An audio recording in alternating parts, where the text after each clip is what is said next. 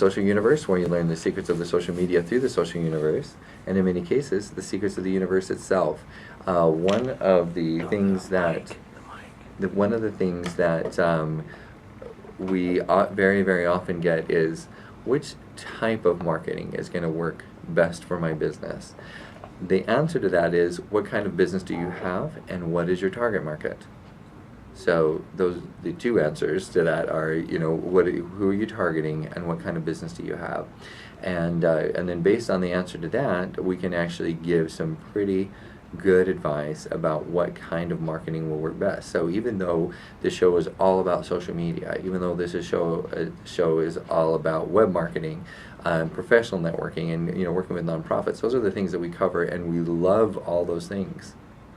When it comes to web marketing, there are certain types of businesses that web marketing doesn't work for, but there are certain types of businesses it doesn't work for because you're doing it wrong. So don't get confused that it's not working for you, so therefore you think it doesn't work for your business. That isn't necessarily correct. If there are some things that are just systemically not aligned well for web marketing. However, restaurants are aligned very well to be marketed online. For example, I'm going to give one little tidbit. If you are not optimized for Google Maps, where you can get walk-in business, Google itself is still the replacement for Yellow Pages, but Google has a subsection that is becoming more and more the replacement for Yellow Pages, and it's called Google Maps, or like Yahoo Local, would be an example of that. So there's 200 or 300 little GPS locators that I will have the word local in it, or a map in it, and it mostly all has to do with GPS tracking dots, things of that nature, where you can actually zero in on where things are. But why Google Maps is the best one by far, as in everything Google does, it's by keyword. So it used to be that you just find your location on Google Maps, claim it, and now they can find you by your name, just like in the old days. They can find you by your website name, so your domain name was so important, what you chose. But nowadays you can have things like Pandora, and if any of you don't know what Pandora is, I'm surprised. It's obviously about music, but Pandora doesn't have anything to do in the Pandora.com in its name having to do with music. But yet most of you out there know what Pandora is, and go there. It's because the keywords pull up that site. So Google just realized, you know what, we don't want people just to have their map found by the name of their business, so we're going to let them be found by their keyword. So for example, Wasabi Room Sushi Bar, that's great, but it doesn't have Mexican food in it. Nor does it have mariscos in it.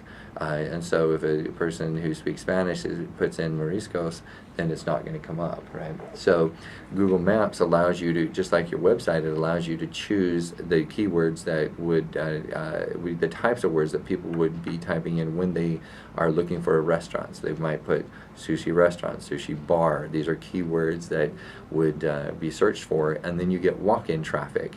Because what better time is there going to, I mean, if somebody is Google mapping something, why are they Google mapping it? It's because they're going to go there. And so there's nothing more powerful on the web than getting yourself found on Google Map, and Crescendo can do that for $85 a month. Or one of our sponsors can do that for $85 a month. It's very inexpensive advertising, and it will get you walk-in traffic, and it is a proven method. Google is proven over and over and over. They do amazing work, but somebody has to go in there and do the work for you. As in all things Google, it's proven to work if you implement it right. Same thing with Google Maps. So wanted to share that little bit of marketing. Now, there's other types of marketing that you don't necessarily need to pay for, or at least you can kind of pay on commission. I'm going to badmouth one of them real quick. Groupon, don't like it. I'm going to badmouth another one. Living Social, don't like it. Okay.